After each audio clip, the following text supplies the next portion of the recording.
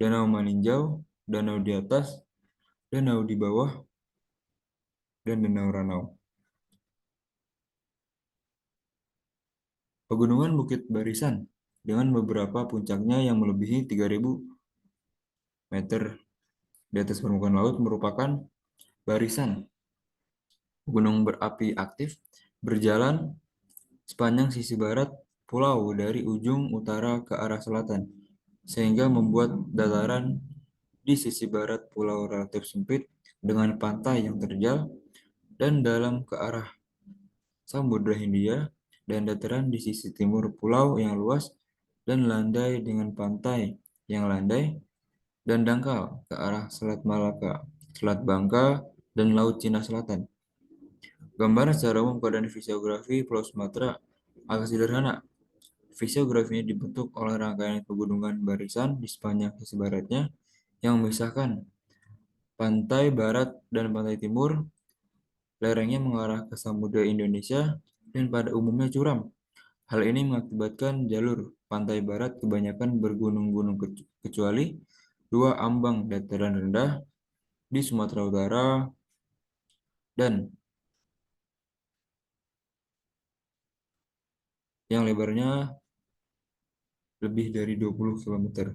Di sisi timur dari pantai Sumatera terdiri dari lapisan tersier yang sangat luas serta berbukit-bukit dan berupa tanah rendah aluvial.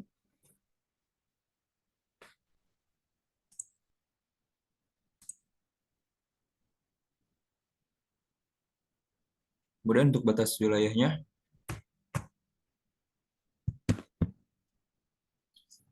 bisa kita cari di bagian utara itu Teluk Benggala,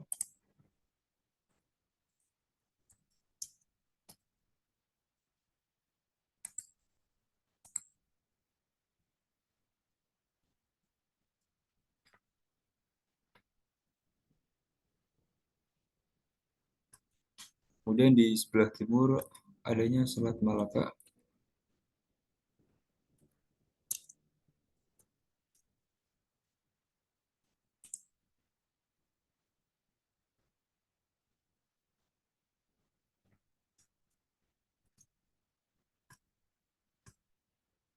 Kemudian di selatan adanya Selat Sunda.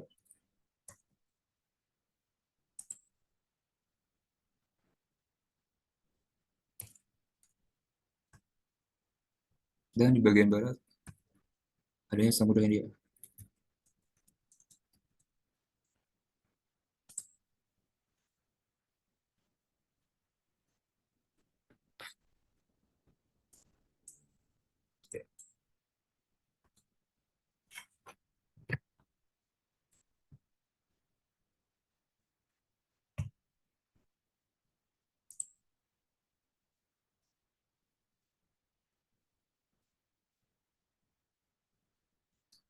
Kemudian mengenai morfostruktural dan morfoklimatik,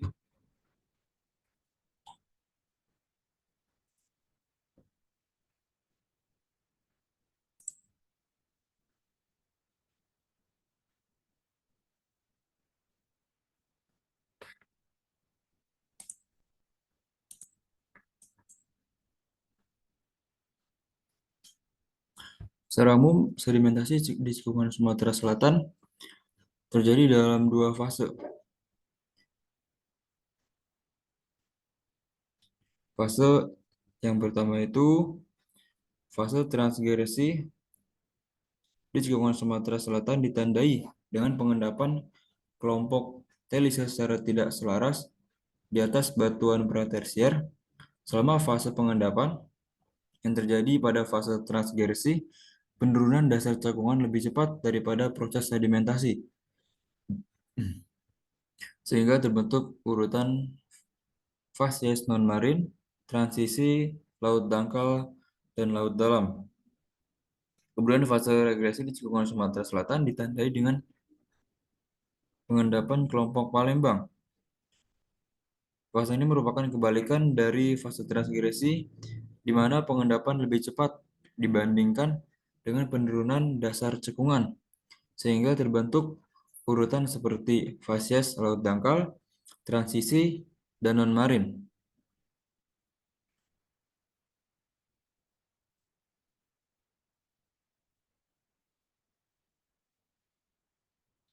Kemudian stratigrafi regional cekungan Sumatera Selatan masih menjadi perdebatan karena banyak pendapat mengenai stratigrafi regional. Daerah penelitian merupakan bagian dari cekungan Sumatera Selatan yang mana terdiri dari formasi lahat. Formasi ini mewakili awal pengendapan tersier di cekungan Sumatera Selatan. Bagian bawah formasi ini terdiri dari brasi vulkanik dan aglomerat dengan fragmen utama berupa batuan beku andesit, basalt, batu pasir, yang mana kadang dijumpai intrusi dan sembilan aliran lava. Formasi talang akar, formasi ini terbagi atas dua anggota, yaitu Crescent Member dan Transitional Member.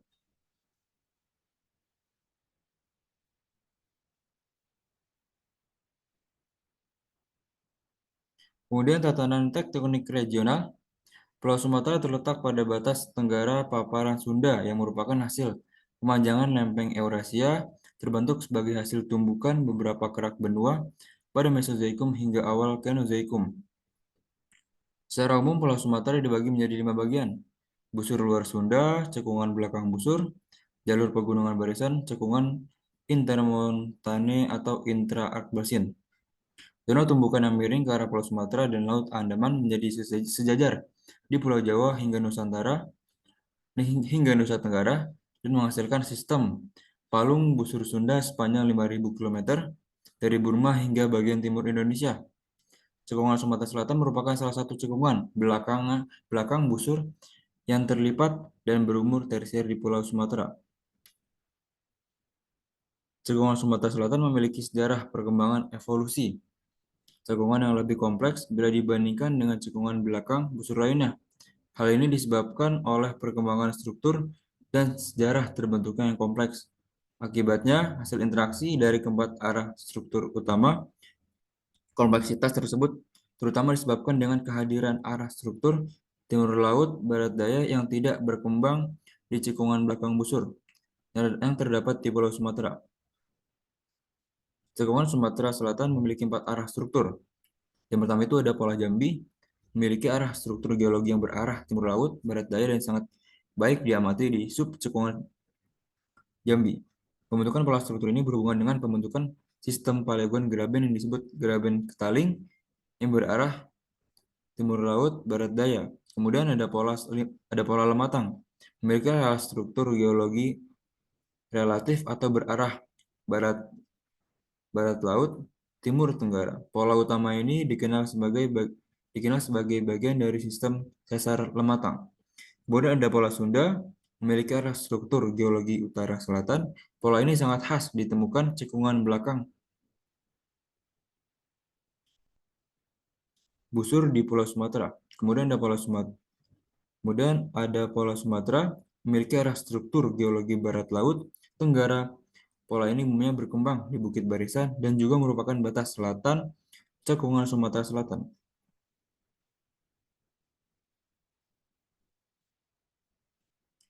Dalam iklim Indonesia, secara umum dipengaruhi oleh kondisi musim yang menghasilkan arus monsun Indonesia. Karena letak Indonesia yang berada di antara Samudra Pasifik dan Samudra Hindia menimbulkan arus lintas Indonesia. Yang mempengaruhi kondisi musim di Indonesia adalah posisi matahari yang melintas ekuator 2 kali setiap tahun. Kemudian, untuk Pulau Sumatera tergolong daerah tipe iklim A, sangat basah, yang puncak musim hujannya jatuh antara Oktober dan Januari, kadang hingga Februari. Berdasarkan iklim ini, Sumatera memiliki hutan gambut yang umumnya berada di daerah tipe iklim A atau B, yaitu di pantai timur Sumatera. Menurut Aldeman, Sumatera Utara bagian timur semakin menuju pantai atau hilir, curah hujan semakin rendah atau tipe E2, sebaliknya semakin menuju ke lereng pegunungan atau hulu curah hujan semakin tinggi. Bahkan di Langkat dan Simalungun, daerah hulu merupakan tipe A. Seperti halnya curah hujan untuk bagian timur, Sumatera Utara di hulu lebih besar daripada di hilir. Kemudian untuk das, di pantai timur umumnya panjang dan luas, sehingga potensi air hujan yang ditangkap cukup besar dan perlu pengelolaan yang serius supaya tidak banjir di musim hujan dan kekeringan di musim kemarau.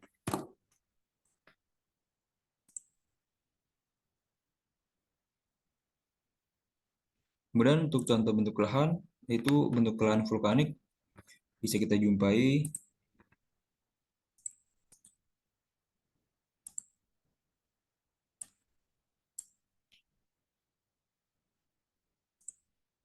bisa kita lihat konturnya dan pola aliran sungainya, termasuk ke dalam radial sentrifugal. Kemudian yang kedua yaitu pola bentuk lahan struktural yang termasuk ke dalam patahan. Bisa kita lihat.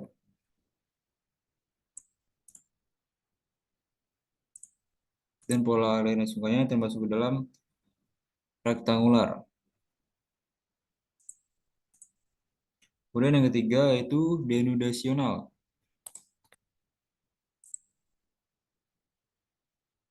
Bisa kita lihat konturnya dan pola aliran sungainya termasuk ke dalam radial sentrifuga. Kemudian yang terakhir itu adanya fluvial.